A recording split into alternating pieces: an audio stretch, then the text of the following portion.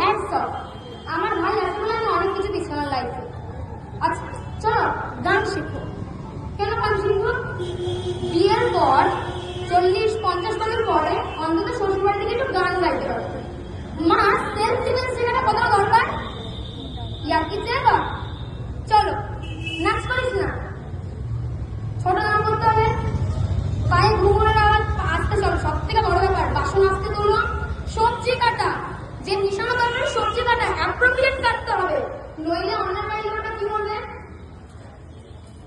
তাছাড়া পড়া আছে না বাবা না, আমার মেয়েটার না এই তো যখন স্কুল থেকে এলো খুব হাঁপিয়ে গেছে, একটু না শুনে দিলে পরবর্তীকালে পড়তে যেতে পারবে না, রেজাল্টটা খারাপ হয়ে যাবে। আপনার আমি ভালো রেজাল্ট করুক আমি চাই, ডাক্তার হোক আমি চাই, প্রত্যেক জায়গায় মানে বড় হোক চাই। আমি যে মেয়েটা মারা যায় সেই মেয়েটা কত ভালো পড়াশোনা ছিল, তার মানে পরিবারের কি রেসপন্স ছিল? ভালো ছিল কি? জানতে পেরেছে প্রবলেমটা কি? আমাদের না পড়াশোনার সাথে সাথে সবকিছুকে না সমানভাবে যোগ্যতা দেওয়া উচিত। আমার ভাইকে আজকে যখন আমি রাখি পড়াচ্ছিলাম, আমার ভাইকে বলতে হয় না যে কি করতে হয় কি করতে হয় না, আমি আমার ভাইয়ের থেকে শিখেছি। আজকে আমি এই জায়গায় দাঁড়িয়ে কথা বলছি, আমার ভাইয়ের এতটা বড় ভূমিকা আমি কেন বলছি? আমি চাই এরকম ভাই প্রত্যেকের ঘরে হোক, প্রত্যেকের বাড়িতে এরকম ভাবে ছেলেরা জন্মান, প্রত্যেকের বাবা মা এতটা ব্রড মাইন্ডের হোক। আপনারা মেয়েদেরকে, শুধু মেয়েদের না ছেলেদের, আজকাল ছেলেদের সাথেও হয়, টপিকটা পরে আসছি।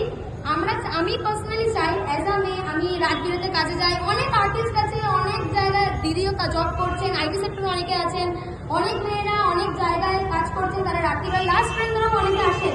লাস্ট ফ্রেন্ড ধরার সময় কেমন ফিল হয় আপনার? ভালো হয় ফিল? ভালো যখন হয় না, একটু জোরে বলে শুনতে পাচ্ছি না, ভালো ফিল হয় না। যখন অটোতে একজনের বেশি দুজন না আসে, বা ছেলেটা আর ড্রাইভার সামনে ছেলেটা বসবে পেছনে, সব জগৎ দিনের বেলাতে যখন আপনি অটোতে বসেন তখন কি একটু আনকমফোর্টেবল হয়? তো শুধু পড়াশোনার সাথে সাথে না চড় মারার জন্য না হাতের জোরটাকেও বাড়ান, চেষ্টা করুন বাড়িতে জোর বাড়ানোর, ওইটুকু নিয়েও চেষ্টা করুন।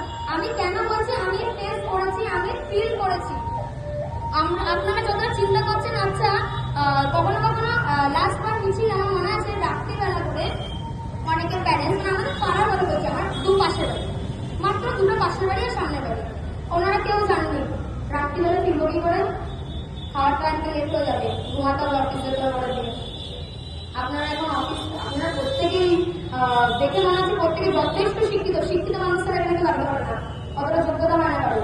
তো আপনারা বলুন কি করবেন না করবেন, চড় মারার জন্য কতটা জোর বাড়াবেন, শুধু গলা দিন। আমরা মেয়েদের গলা খুব বেশি, সবাই বলে না কি আমার মাইক লাগি, মনে হচ্ছে না মাইক লাগিয়ে কথা বলছে। বাড়িতে একটু ঝগড়া করা দেখবেন আপনি পরিবারের কারোর সাথে, মনে হচ্ছে না গলার মধ্যে একটা মাইক লাগিয়ে রেখে দিচ্ছে কেউ জন্ম থেকে।